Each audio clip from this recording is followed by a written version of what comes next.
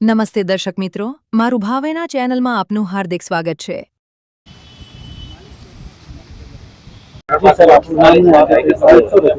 મારું નામ મેહુલ શાહ છે। હું અડાજણ પાલનો રહેવાસી છું।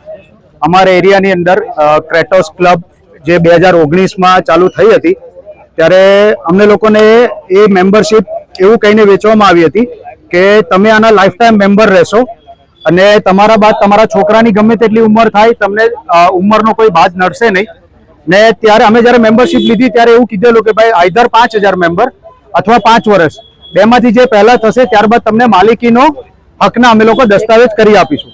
પણ 2024માં અમે લોકો જ્યારે 5 વર્ષ પૂરા થયા ત્યારે રજૂઆત કરી ત્યારે અમને ત્યારે કોઈ એવું કીધું કે ભાઈ અત્યારે 1 વર્ષ કોરોનાને લીધે બગડો છે તો તમે થોડું થોભી જાઓ, તમે એકાદ વર્ષ પછી આપણે આનું કંઈ બી સારું સોલ્યુશન લાવીશું।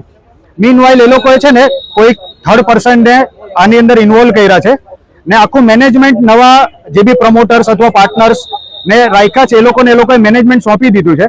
હવે આજે પરિસ્થિતિ એવી છે કે મારો છોકરો આજે 25 વર્ષનો થઈ ગયો છે। હવે મારા છોકરાને આજે એ લોકો એન્ટ્રી બંધ કરી દીધી।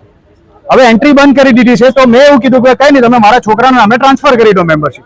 જે મેં જ્યારે મેમ્બરશિપ લીધી ત્યારે જે કન્ડિશન હતી એ મુજબ મારા છોકરાના નામે ટ્રાન્સફર કરી દો।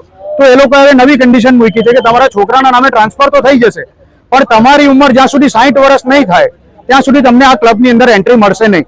એટલે યેન કેન પ્રકારે એ લોકો અમારી જે લાઈફ ટાઈમ મેમ્બરશિપ છે એને એ લોકો 20 વર્ષમાં કન્વર્ટ કરવા માટે અમને દબાણ કરી રહ્યા છે, જે અમને મંજૂર નથી। અમે લોકોએ આજે ભાઈ 5 વર્ષ પહેલા 3.5 લાખ રૂપિયા ઇન્વેસ્ટ કર્યા હતા, જો એ 5 વર્ષ પછી અમારે 20 વર્ષમાં કન્વર્ટ કરવી હોય તો એ અમને મંજૂર નથી। એના માટે અમે લોકો આજે કમિશનર સાહેબને અરજી આપવા માટે આવ્યા છે। એના માટે અમે લોકોએ ગ્રાહક સુરક્ષામાં બી કમ્પ્લેન કરેલી છે, ત્યારબાદ અમારા લોકલ પોલીસ સ્ટેશનમાં બી અમે કમ્પ્લેન કરેલી છે, જેના ને આની અંદર અમે લોકો એવિડન્સ બધા જ છે। આ જે બી તમે બેનર્સ જોઈ રહ્યા છે એ લોકોની જે સોશિયલ મીડિયા પેજ પર છે એની પર આ લોકોએ બધા પ્રમોટ કરેલા છે, એની જ અમે લોકો આજે પ્રિન્ટ આઉટ લઈને આવ્યા છે। તો આજ અમારી રજૂઆત છે જે અમે આજે કમિશનર સાહેબને આપવા માટે અહીંયા બધા ભેગા થયા। Thank you.